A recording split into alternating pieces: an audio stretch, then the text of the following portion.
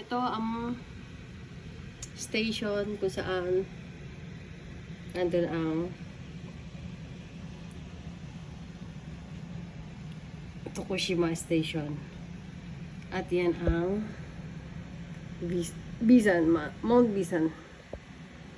Alam niyo yung mga puti-puti na yan? Yan. Sakura yan. Cherry blossom. Ayan. Spring na. Nakakatuwa. Labasan na ng mga bulaklak. Yan. Ang ganda ng view. Beautiful. Wow! May naisip ang gano'n. May view.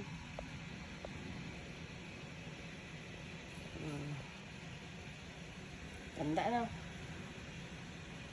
Ganyan lang naman ang Japan.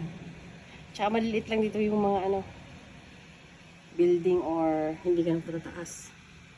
Kasi bawat prefecture pala is may limit lang yung taas ng mga building nila. Yung palayaw, sabi ng mga Hapon. Yun lang aking vlog ngayon ha. Ang Mount Bisan ay isa sa famous. Basta maraming kwento dyan na mga kababalaghan.